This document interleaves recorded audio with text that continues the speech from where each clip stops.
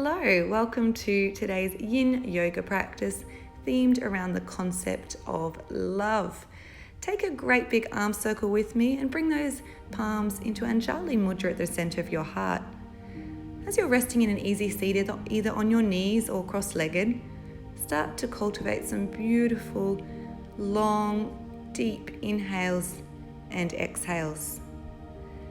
Now we've got our hands resting at our Anahata or heart chakra, and that's obviously associated with love in all of its different forms. So we're going to try and open up through this area of the body today, cultivating love, but also a sense of openness into the chest and the thoracic spine. Today's practice is a yin practice, so we'll be holding our asanas for longer periods of time, and that's so we can work not only into the muscle, but also into the deeper fascia and connective tissue of the body. So we'll be doing fewer poses, but we'll be holding them for an extended period of time. Okay, when you're ready, blink your eyes open, a nice big arm circle, coming in slowly to our first pose. So we're going to start with Anahatasana Apt Pose for this class. So you can either come into it standard variation, or perhaps like me, you'd like to use a block. So place the block under your chest and coming down your top of your chest, resting on the block, the arms extended out in front of you. Your hips are reaching up towards the sky, and you're really trying to relax on down through the thoracic or mid-spine. So take any adjustments you need. If that block isn't in the right spot, adjust it, or perhaps the block doesn't suit you and you might like to just remove it altogether. Remembering that in Yin, we're staying in our poses for a little longer, so it's important at the beginning that you find a comfortable position that brings sensation, yes, but that you can hold for a few minutes. Now, when we think of our Anahata chakra, we're not just thinking of the front of the body, where the physical location of the heart is, but also the entire circumference of that area of the body. So really feel the goodness that you're doing here, particularly through that thoracic spine and mid-back, and try and let go of any other tension that might be present in other areas of your body, your feet, your glutes, even your jaw and face. And as you rest into our first pose for today, you might like to think of what resonates with you when we talk about theming a yoga class around love. Is it something that comes to mind? Perhaps it's the need to cultivate some more self-love, or perhaps you're thinking of an individual person. Whatever it is, just let what comes into your mind enter without judgment, and perhaps you'd like to use this as a little bit of a focus as we move through our asana today.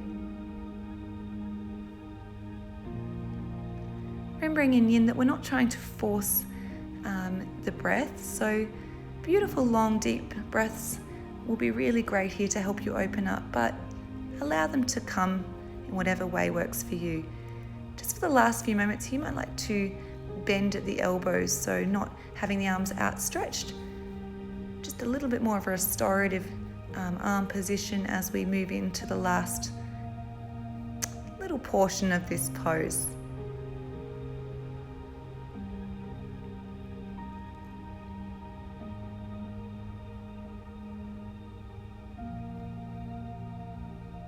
Beautiful. Continue using the breath to help you ground down into this asana, while simultaneously opening up through the front, back, and sides of your torso. When you're ready, let's slowly make our way up. Remove that prop if you have one, and come into a 4-point position here. We're going to come into a pose that most of us probably know and probably love, thread the needle pose. So lift that left hand up to the sky, thread your left arm underneath you, rest the back of the shoulder onto the earth along with the side of your face, but really relax down in here. You might like to keep the arm that hasn't been threaded through extended out in front of you, or perhaps you'd like to take a half bind, reaching back behind you and sort of hooking it into the top of your thigh. wherever you are, take a moment just to resettle. Once again, using that breath as a tool to do that. So bringing the attention to those beautiful extended inhales and exhales here that start in the stomach and bring all that beautiful goodness into all parts of our body.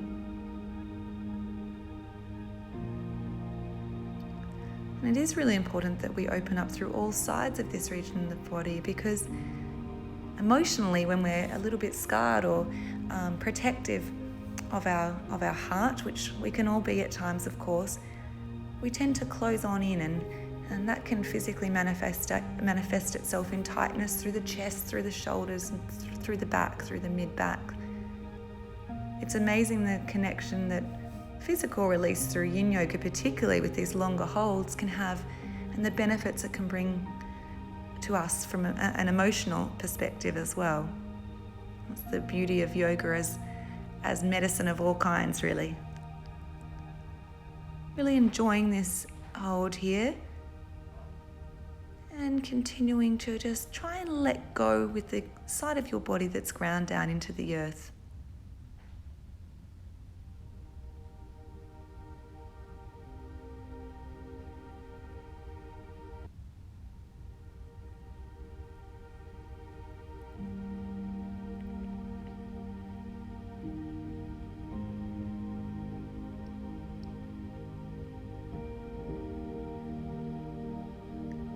When you're ready, you might like to extend that arm forward if you've had it in the half bind. Really feel that beautiful stretch. A few more nice, deep inhales and exhales here.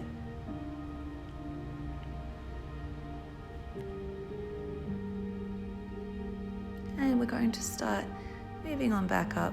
So use that right arm as a bit of a lever to help you come out of the pose, reaching the left hand up to the sky and coming back into our 4-point position.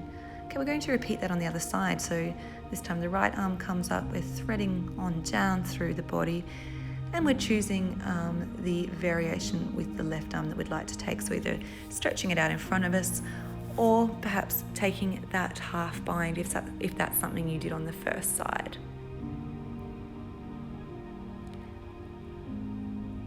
So often we probably do thread the needle pose in other variations of yoga, but in Yin, it is really lovely to hold it for this extended period of time. This sort of a practice is also really good for chronic pain or really tight, deeply held pain, perhaps pain that comes from a condition like fibromyalgia. And that's because by remaining in one position for an extended period of time, in a position that causes sensation but never discomfort, of course, we're really allowing our body to begin a bit of a healing process and to start to bring a sense of looseness and openness and relief into the muscles, but into the fascia as well, that connective tissue that's so vital, but also that can be the home to a lot of pain and discomfort. So feel that, and it can even be a useful visual tool to direct your breath in your mind to any place that perhaps is somewhere that you're holding tension.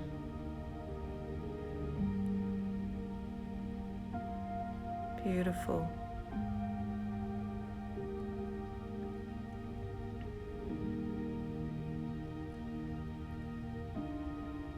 Check in with the other parts of your body, your feet, your glutes, your neck, your head, your jaw. Just be aware if there's any unconscious gripping there and see if you can actively let go. When you're ready, if you've got your arm in the bind, extend it on forward for me. Just take a few breaths there, feeling that lovely stretch out.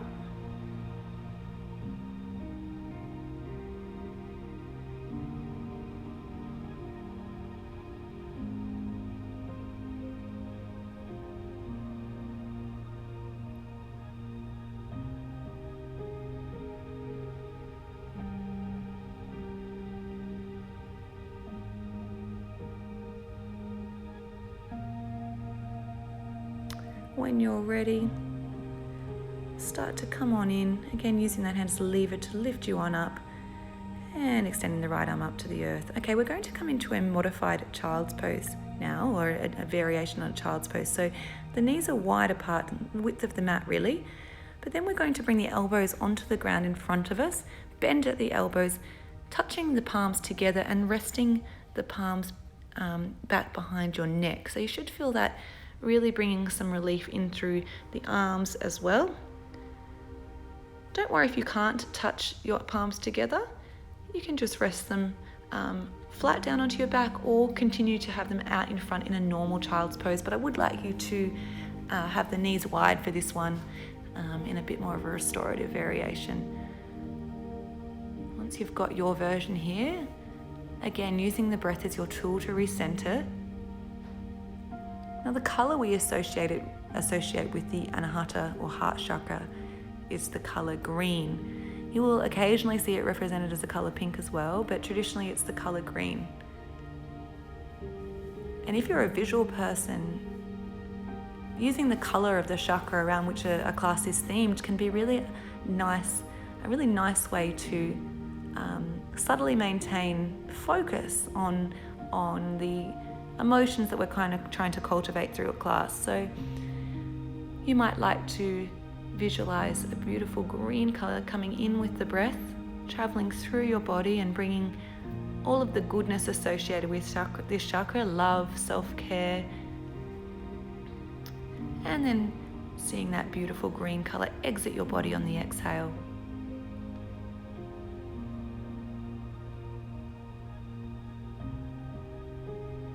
We are in a version of Balasana or child's pose.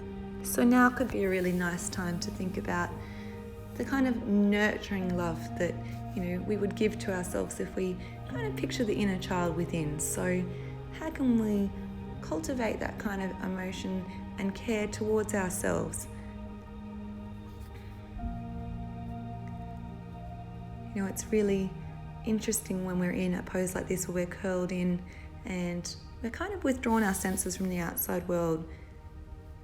It's really a beautiful way to focus within and start to cultivate a real sense of appreciation and love for ourselves.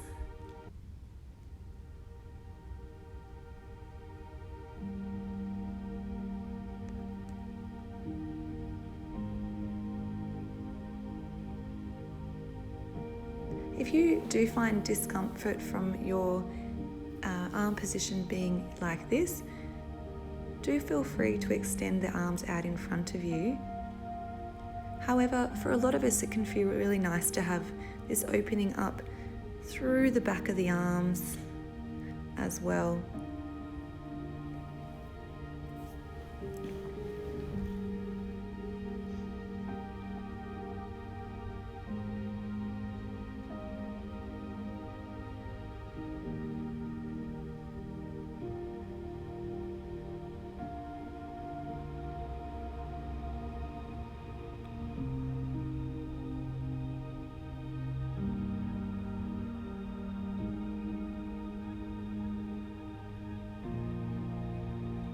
Okay, you might like to extend the arms out in front of you now, just for our last few breaths in this pose.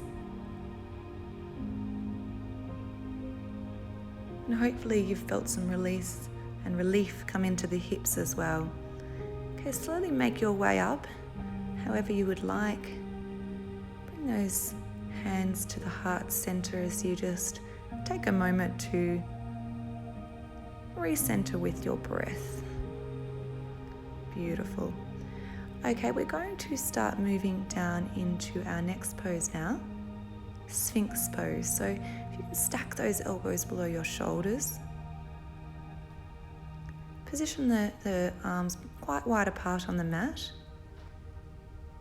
and your feet, glutes, legs should all be relaxed behind you. There's a slight external rotation through the top of the shoulders, more even just something to you to think about. Perhaps that they actually won't move, but if you can bring your attention to the shoulders sort of opening out externally, And you could either continue to look forward in front of you here. You might like to bring your head back, but for many of us, if we do bring our head back, it can be a little too severe on the neck when we're holding it for this amount of time. We do really need to be careful of the position we're placing the top part of the spine and also the base of the neck into. So leaving your neck and head in a neutral position is perhaps a little kinder here. Visualize your heart projecting out. And sometimes it takes a little vulnerability to project our heart out into the world.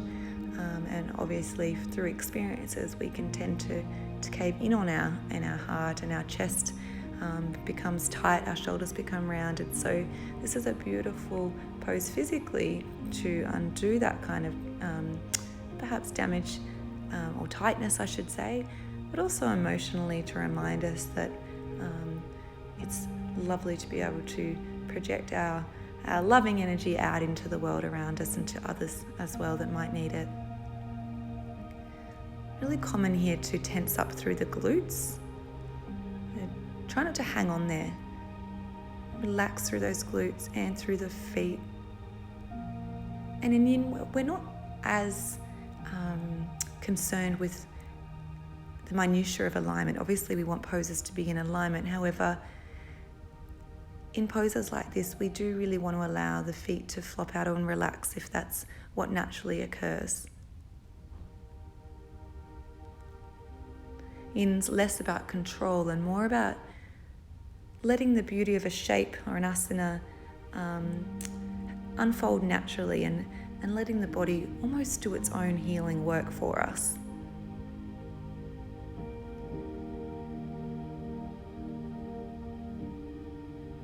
You may have your eyes closed here, or you could just be looking out in front of you. You could be thinking of whatever came to your mind at the start of the class as the bit of the loving intention, perhaps directing that energy coming out from your beautiful heart into that direction or to that person. Or perhaps you're just enjoying the stillness of carving out some time to yourself.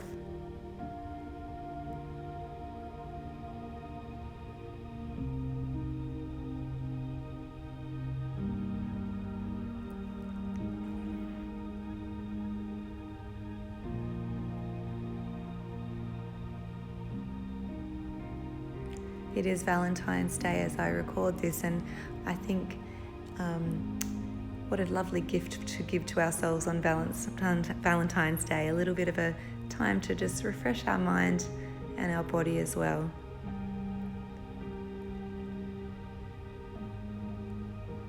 And I've also got some friends getting married later in the week, so I'm directing my heart energy to them. Okay, slowly coming out, rest your head down, one cheek resting down to the earth. Just allow that pose to integrate and perhaps turn the head to face the other side now. A little bit of a nice moment of pause here.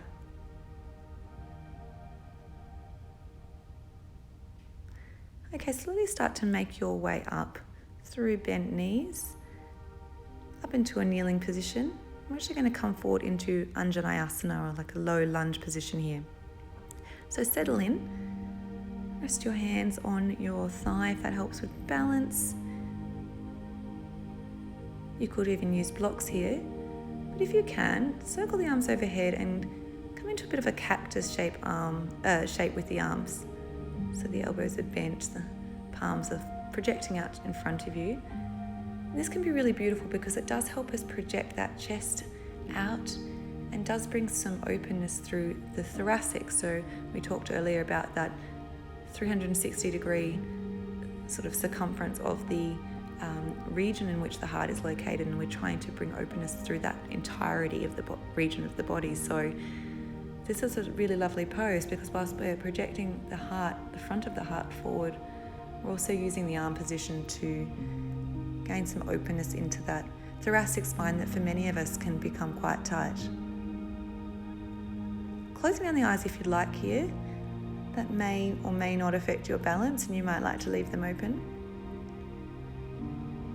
You can also use your front big toe grounding down into the earth as a means to help stabilize and balance you as well. And feel those hips just gently sinking down towards the earth. And Anahatasana, particularly, I think this variation is such a beautiful pose because you're releasing through so many areas of the body. The hips, potentially the glutes for some of us, the thoracic, chest.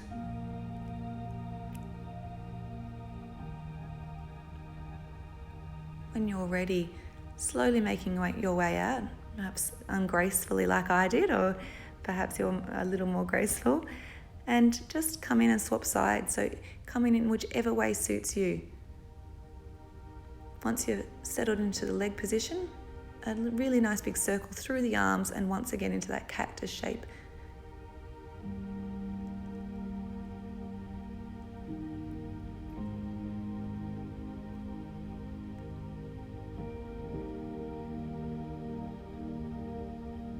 Really enjoy this side. Your body knows what to do now. You don't have to think about this pose. So see if you can drop down into yourself and into your body,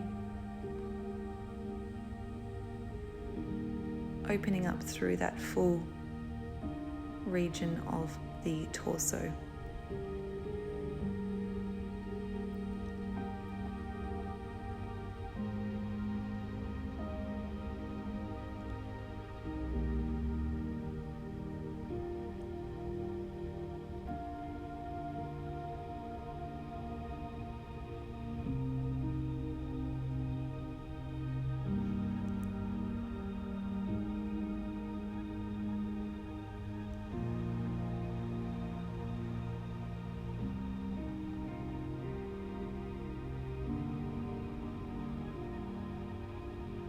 Okay, slowly start to make your way out of the pose once more. Coming back into a kneeling position, just rest your hands briefly on your thighs before coming on down onto your back. Now, you may like to use a block for this next asana. You can also do it without a block as well. So we're going to come in to a supported bridge pose. So the knees are bent, the feet resting on the ground quite close to your glutes, and then you're going to place the block under your hips, so raising up, lifting the hips off the ground, and the block probably on its taller setting under your sacrum, I should say. So not pressing into your the ball of your lower back, but right down onto your sacrum. And then the hands and arms are resting along the earth. If you don't have a block, you might like to interlace your hands underneath your body and use that to help you gain a little more height here. The block is really nice because it's a little more restorative and you can just rest down onto it and sort of let it do the work and holding you. Now, of course, here once again our heart is being projected out into the universe. Our chest is being opened. Some beautiful deep breaths here, perhaps using your breath as a point of focus, or the colour green that we talked about earlier, or even the mantra for this chakra, which is YAM, Y-A-M.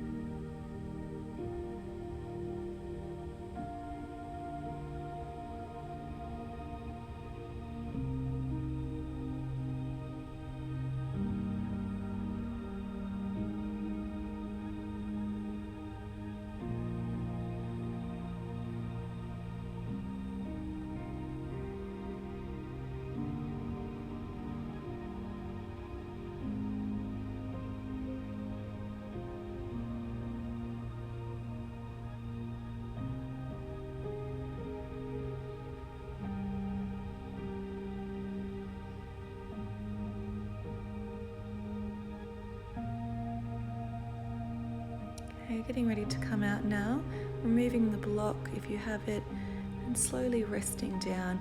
Bring your feet out wide, width of the mat, and let those knees knock on in towards each other.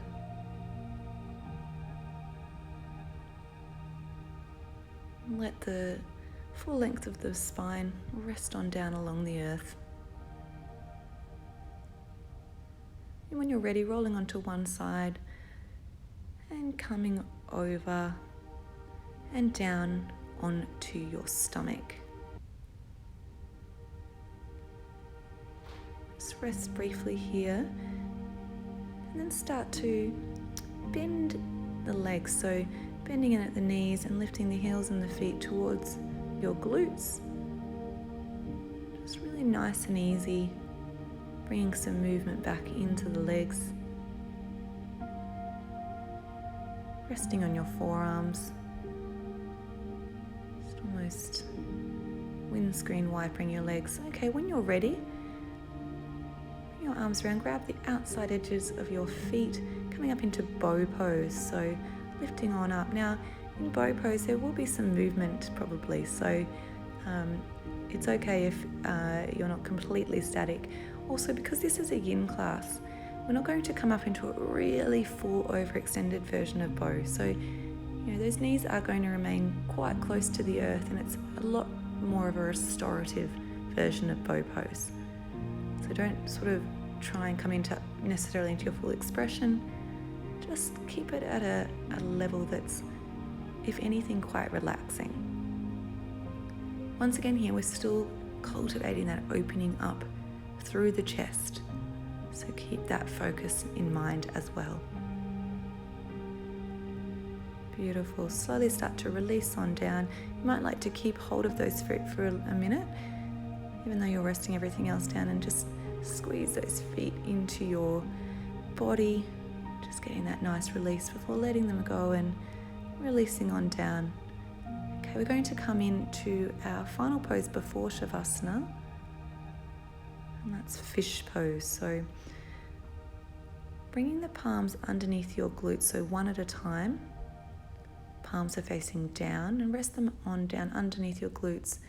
You're then going to lift on up, project the chest up. You're resting onto your forearms and your elbows. The feet are pointed out in front of you, and the top of the head is resting onto the earth. However, the weight is really being supported by your elbows and your arms pressing down into the earth. So it should just be a light touch of the head down. And this pose is beautiful for that really obvious and extensive opening up through the heart and the chest. We're getting that full opening. We really cultivate it in the thoracic and in the back, and also in the front of our body and our chest. So really feel that heart projecting out as you are in your beautiful Untitled fish pose. We won't hold this one for as long, given we are resting on the head. But again, really use those forearms and those elbows to take that weight.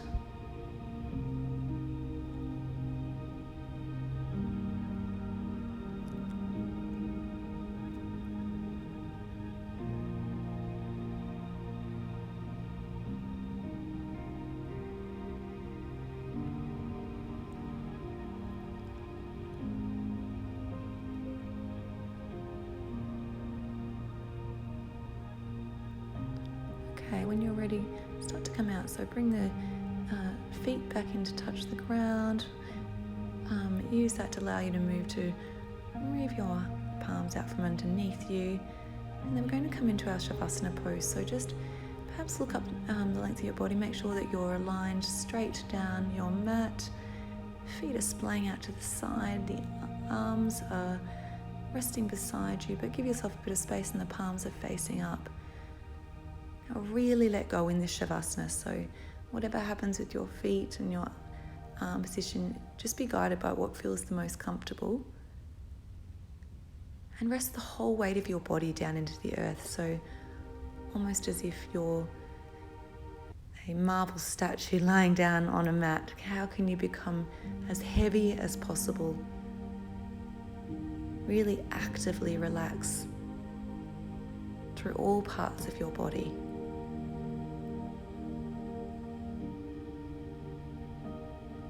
And this is where we allow all of the good work we've done, both physically, metaphysically, and emotionally in our yin practice, integrate. So enjoy this final resting pose, and feel free to use any of those points of focus we talked about earlier, the mantra, the color green, or of course, the breath.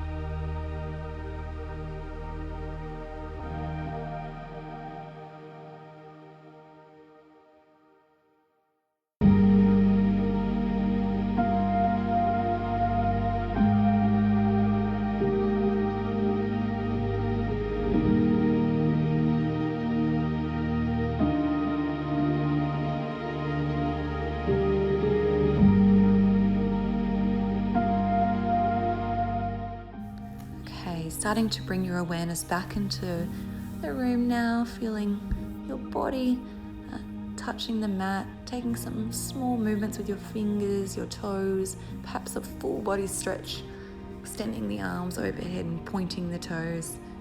Slowly start to come onto your side, and as you're ready, make your way up into a seated position, either on your knees or in an easy cross-legged position. Take a moment to thank yourself for your beautiful yin practice today by placing one palm on your heart and the other on your stomach.